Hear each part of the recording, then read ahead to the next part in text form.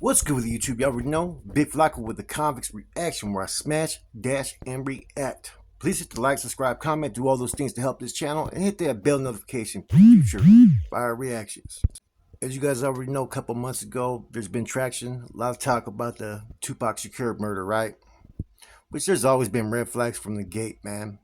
But I guess they apparently have just arrested somebody in relation to it, right? Finally, after all these years, right? And it's one of the last living witnesses, right? Who's a longtime person who's lived in the Las Vegas area. Dwayne Kiffy D. Davis. He was arrested this morning, man, on suspicion of murder, according to two officials who have firsthand knowledge, right? So a lot of people have been requesting anonymity because they don't want to be exposed because the case is still sensitive, right? But it really hasn't been made clear, right? What's really going on with Davis? How did they come to this finding? Now, they just did a search warrant, right? About 2 months ago at his wife's home in Las Vegas, in the suburb area of Henderson. I don't know what they found, right? But apparently, according to sources, there's some stuff that may have been found that was even more incriminating, which led them to start investigating him in the first place. Now, according to other sources, right, this is that they may have found some stuff like multiple computers, cell phones, hard drives, a Vibe magazine featured with Tupac on it. To me, like, it's been 27 years, man. If someone's keeping incriminating evidence from the 1996, man, when you've had such an update in technology, I doubt they're going to find anything useful unless it was put in storage. There's always a potential, right? And who knows what Davis's agenda was, man.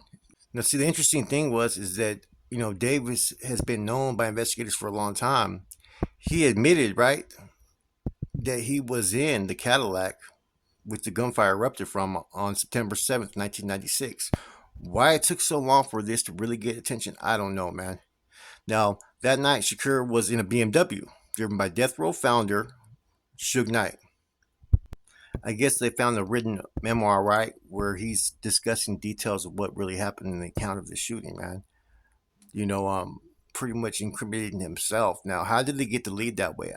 I'm still trying to figure out if there's more people who are pointing that direction, or if he was always a person of interest and they finally had that golden ticket saying we got the right suspect. I don't know, man. There's always been a lot of question marks regarding Tupac Shakur because he was such, a charismatic rapper and was so liked by so many different people and hated by so many people at the same time, man.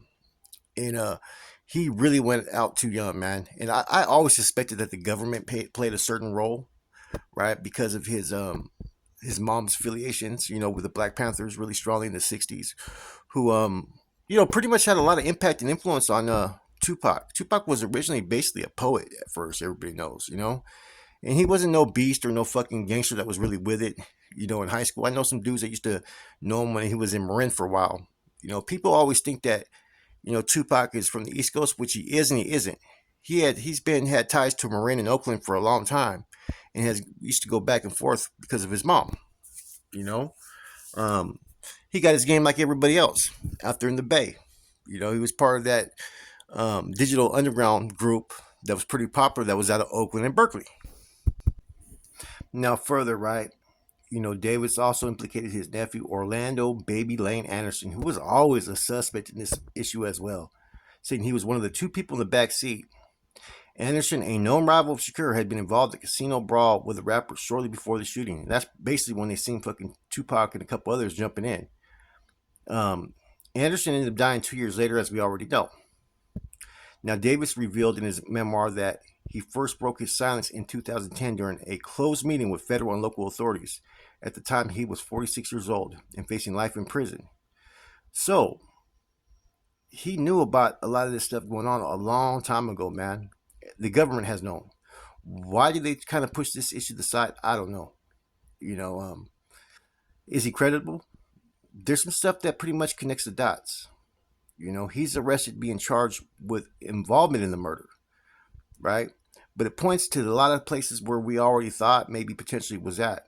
See, it was either that or was an ex-officer or was, there was all kinds of different rumors, man. But Orlando was always the one that made the most sense, but people always wanted to try to paint it as like it was a contract hit, it was a shook behind the scenes, or it was a rapper that was hating on him. Nah, it was some beef that just happened and someone got pissed off and they decided to pull up. Now, how the hell they pulled up on 10 cars?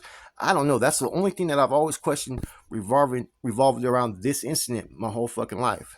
You know what I'm saying?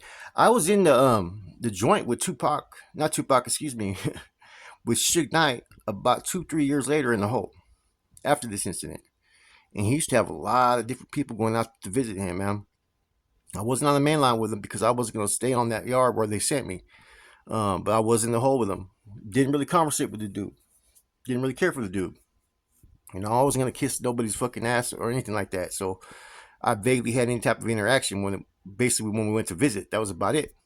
It was respectable, but back then I was kind of questioning everything around Tupac, man. Hey, man, I fuck with Tupac. I rocked with Tupac as a kid, so I was pissed off about what happened, man. As was a lot of people. But yeah, you know, MC Hammer used to come see him, Michelle A, and sometimes some people I wouldn't even know. He has since fallen off since that's happened. You know, I think for him, he probably would be in a good position to come forward with the information now to pretty much close this fucking case, man. Let's get some fucking closure on it, man. For not only fucking Tupac, but for his family and whatnot, man. People need to know what really fucking happened, man. And I think once we know what really happened, I think there's gonna be a lot of people upset. Like I said, I think there was a lot of shady shit going on.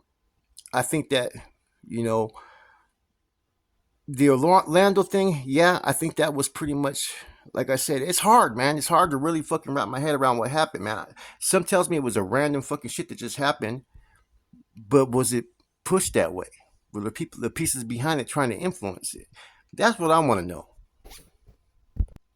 Now, as we know, a lot of this is being corroborated with statements that he's made in his memoirs and, you know, stuff that he's been writing the last few years. I never knew that he made an admission of guilt pretty much in 2010 when he was facing a murder case.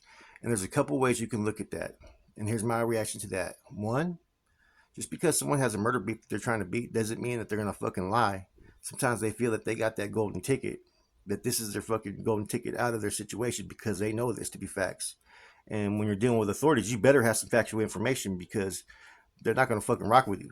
Now, in the other case, sometimes a person could be told and pretty much coerced into saying what authorities want them to say because they got a case. That could be another thing.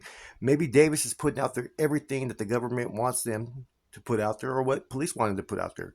That's always the case, man. You know, it's 27 years later. You know, how this investigation was so tight-lit and nothing really came out sooner, I don't know, man, because something could have happened fucking last week. The whole state fucking already knows what happened, you know? But with this case, for some reason, there were so many different parts that were going in so many different directions, we never knew what was true. Hopefully now we can get some answers. With that said, it's your boy Flacco, a Conference Reaction. I'm gone.